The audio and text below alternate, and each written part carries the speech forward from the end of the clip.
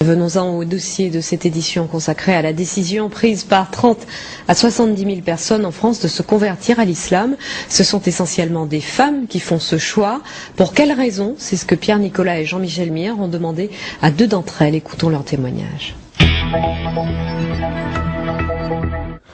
Géraldine est fière.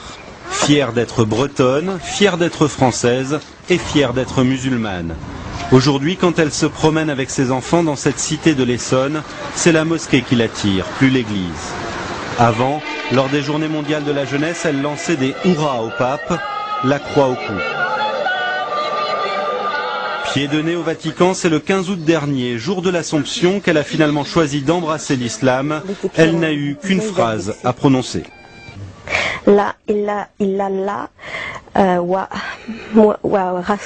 Muhammad Rasoul Allah. Excusez-moi pour l'arabe, encore un peu de mal.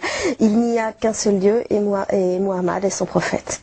Son sens de l'orientation, elle en rigole, est aussi approximatif que son arabe, mais elle s'applique. Et là je suis évidemment inversée. Donc, cette boussole spéciale indique la Mecque. Donc il faut suivre cette direction-là pour la prière.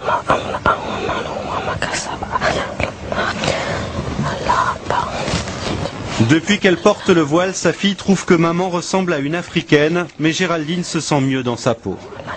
Avant ma conversion, elle me prenait plus pour une femme française facile, etc. On va dire vraiment quelqu'un qu'on va draguer et c'est tout. Depuis que j'ai le voile et que je suis musulmane, je suis une femme qu'on respecte et une sœur. Géraldine l'avoue, elle a besoin de règles et l'islam lui en donne. Par exemple, elle ne touche plus aux bouteilles sur son frigo. Un regret?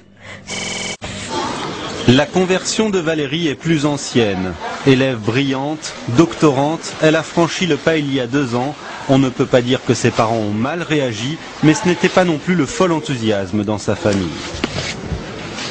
Je dirais pas que ça les a intéressés. C'est-à-dire que je pense pas qu'il y ait une personne dans ma famille qui ait lu un livre sur l'islam depuis ma conversion. Ou qui ait fait une quelconque recherche. C'est plutôt arrête de nous saouler avec ça. Avant même de devenir musulmane, Valérie était choquée par l'interdiction du voile à l'école, choquée aussi par un monde occidental trop matérialiste à son goût. Ce qui me choque le plus, c'est sur quoi on valorise les débats. Quand l'occasion se présentera, Valérie épousera un musulman. Le Coran, de toute façon, ne lui laisse guère le choix. S'ils ont des enfants ensemble, elle les éduquera selon les valeurs de l'islam, libre à eux de choisir leur religion.